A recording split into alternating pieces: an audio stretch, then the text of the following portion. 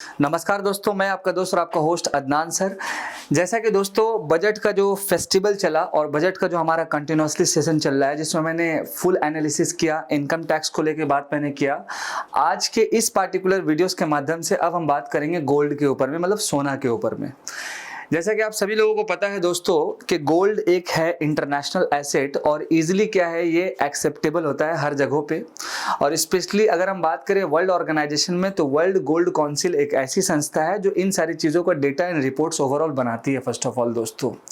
तो इसी बीच में राइट नाउ जो भारत में हमारा जो बजट आया ट्यूसडे के दिन 23 जुलाई को, जिसमें थोड़ा बहुत कहीं कहीं चेंजेस किया गया, जिसमें एक थोड़ा सा जो बड़ा चेंजेस है आपका दोस्तों वो है आपका गोल्ड के ऊपर में।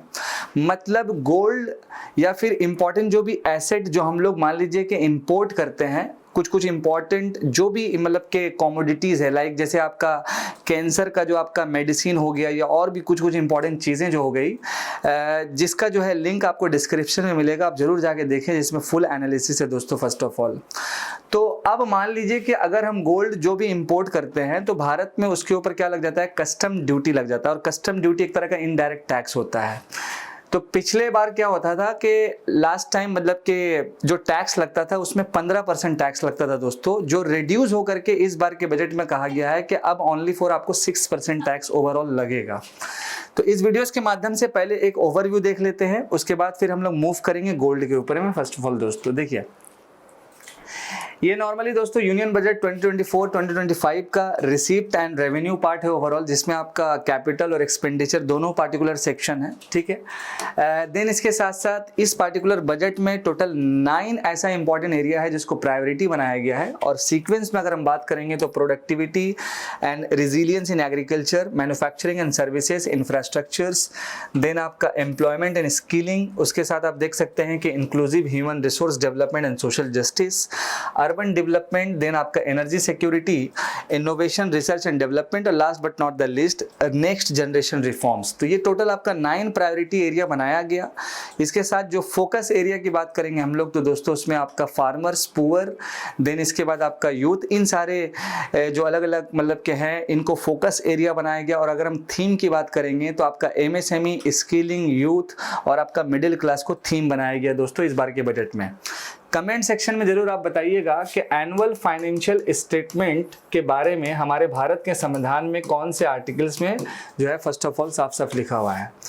इसके बाद मैंने जो वीडियोस एक बनाया था टैक्स के ऊपर में, जिसमें मैंने न्यू एंड ओल्ड टैक्स के बारे में आपको कंप्लीटली डिस्कस किया, कौन सा टैक्स बेनिफिट्स आपको लेना सही रहेगा, नया वाला अच्छा रहेगा या फिर पुराने वाले पे स्विच कीजिए। ये सारी चीज़ें मैंने ऑलरेडी बताया था। एक चीज़ आप अपडेट कीजिएगा, ये दिस वन स्कीम, विवाद से विश्वास scheme 2024, which is most important scheme दोस्तों। इसके साथ साथ किसी जगहों पे जो है आपका लॉन्ग टर्म जो गेन टैक्स जो आपका नॉर्मली लगता है उस पर जो है रिडक्शन हुआ है, उस पर जो है आपका पहले 10% था वो 12.5% हो गया है, तो अपग्रेड भी हुआ है। तो ऐसी कई सारी चीज़ें अपडेट जो हुई है टैक्स को लेकर के, जो मैंने ऑलरेडी आपके साथ अपने वीडियोस के माध्यम से डिस्कस किया है। देन इसके बाद एक इम्पॉर्टेंट टैक्स का जो स्लैब है न्यू वाला, जिसमें मैंने डिटेल्स में डिस्कस किया था कि 3 से 7 लाख का अगर आपका पर अनम इनकम है तो 5% का टैक्स है। अगर आप 15 लाख या 15 लाख से ऊपर कमाते हैं तो वहाँ पर आपका 30% का टैक्स है। फिर मैंने ऑलरेडी ओल्ड टैक्स के रिगार्डिंग उसको मैंने कंपेयर किया था फाइनली। और इनकम टैक्स सेविंग की अगर हम बात करेंगे तो अप टू 17,500 रुपये तक सेविंग हो सकता है जो सैलरीड एम्प्लॉय है। और यहाँ तक कि जो टीडीएस कट होता है दोस्तों तो 50,000 से उसको 75 किया गया है। और फैमिली पेंशन में बात करेंगे तो 15 से 25 कर दिया गया है दोस्तों फर्स्ट ऑफ ऑल। अब हम बात करेंगे गोल्ड्स के ऊपर में कि फाइनली जो हम कस्टम ड्यूटी जो भी पे करते हैं, एज फॉर एग्जांपल अगर भारत सरकार मान लीजिए कोई चीज़ इंपोर्ट करती है बाहर से तो उस पर एक कस्टम ड्यूटी लगता है, या फिर अगर हम एक्सपोर्ट भी करेंगे तो उस पर भी एक कस्टम ड्यूटी लगता है फर्स्ट ऑफ ऑल।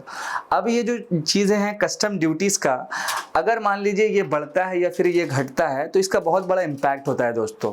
तो रिसेंट्स में इस बार के बजट में जो ट्यूसडे के दिन प्रेजेंट हुआ तो इसमें बोला गया क्या कि इंडियाज कस्टम ड्यूटी जो है इस पर रिडक्शन किया गया है फर्स्ट ऑफ ऑल दोस्तों। अब इससे एक फायदा क्या होगा कि जैसे पहले क्या था आपका कि गोल्ड के ऊपर में जो इंपॉर्टेंट कमोडिटीज है, जैसे as for example metal commodity जिसको हम लोग कह सकते हैं, जिसमें आपका गोल्ड है, उसके साथ सिल्वर है, देन आपका प्लैटिनम है। तो अभी हम बात करेंगे गोल्ड और सिल्वर को लेकर के।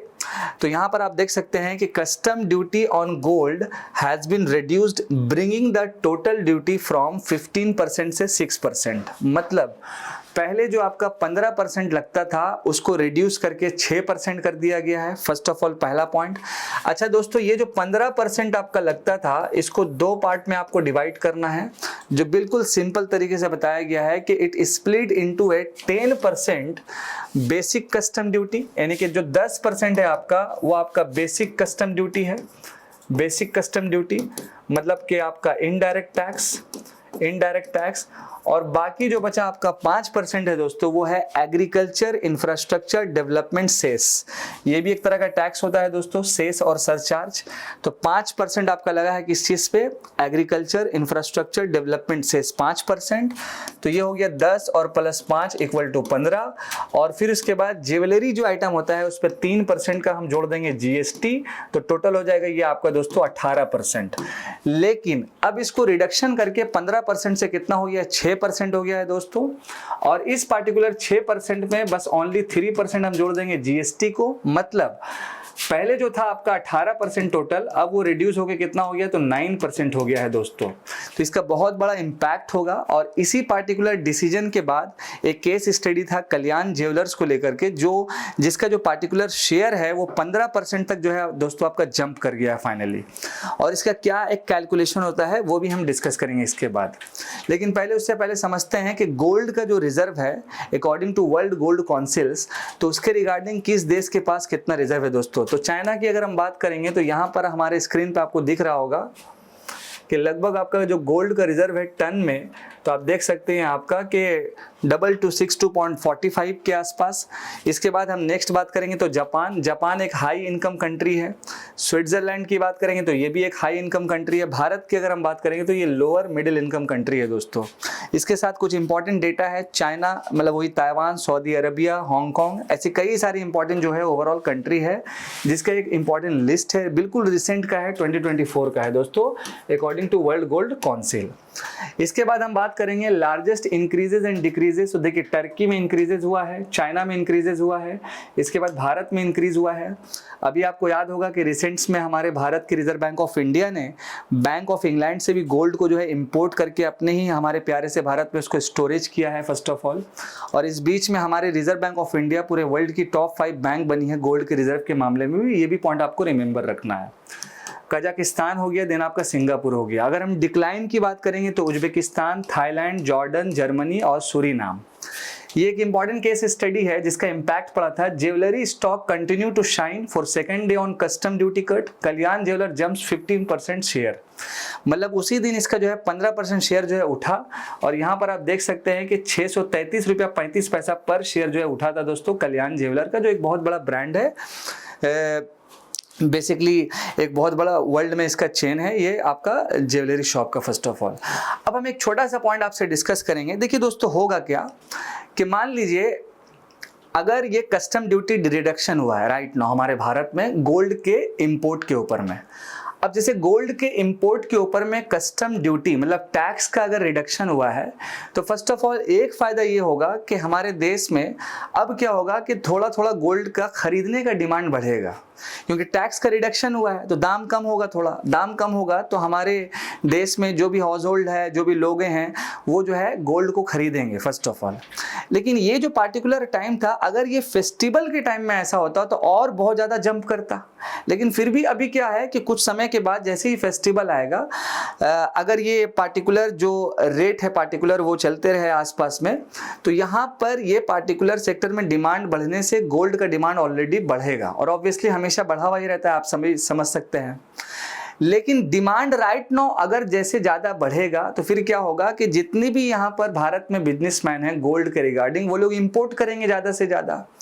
अब जैसे ही वो पार्टिकुलर इंपोर्ट करेंगे फर्स्ट ऑफ ऑल, तो इंपोर्ट करने में एक चीज़ क्या होगा कि हमारे देश की जो करेंसी है रुपीस, उसको कन्वर्ट कराना होगा डॉलर्स में और वहीं से वो खरीदना होगा। तो इस कंडीशन से क्या होगा कि थोड़ा बहुत रुपीस में जो है हमारा वो इफेक्शन होना शुरू हो जाएगा। क्योंकि देखिए इंपोर्ट अगर बहुत ज़्यादा हो जाएगा और एक्सपोर्ट अगर थोड़ा सा कम रहता है, तो वहाँ पर जैसे कह सकते हैं कि बैलेंस ऑफ पेमेंट जो हमारा बनता है पूरे सालों भर का, उसमें थोड़ा बहुत जो है अप्स एंड डाउन देखने को मिलेगा। तो रुपीस थोड़ा सा वीक पड़ेगा, लेकिन ज़्यादा से ज़्यादा इंपोर्ट होने से हमारा क्या होगा कि पार्टिकुलर इंपोर्ट होने से क्या होगा कि डिमांड बढ़ रहा है गोल्ड का, क्योंकि टैक्स का रिडक्शन हो रहा है। तो एक इशू है कि रुपीस का थोड़ा सा वीक हो जाना, और दूसरा एक इंपॉर्टेंट प्लस पॉइंट है कि हमारे देश में गोल्ड का डिमांड बढ़ने से जो हाउस होल्ड से वो गोल्ड खरीदना जो भी शुरू करेंगे तो इससे एक बूस्ट मिलेगा, और जो भी पार्टिकुलर कंपनी है भारत में उसको भी बूस्ट मिलेगा। तो ये एक अच्छा कह सकते हैं डिसीजन। बाकी आगे देख सकते हैं कि इसमें क्या हो सकता है, बिकॉज गोल्ड का जो प्राइस है वो फ्लक्चुएट करते रहता है ओवरऑल। अब आप देखिए कि आगे क्या मतलब कि पॉसिबिलिटी है, आगे क्या अच्छा और क्या बुरा जो भी नॉर्मली हो सकता है। तो इसी के साथ मैं आपके सामने से अलविदा लेता हूं। आप हमारे साथ बने हुए रहें, जुड़े हुए रहें। मैं आपका दोस्त, आपका host Adnan sir. Thank you so much. जय हिंद दोस्तों।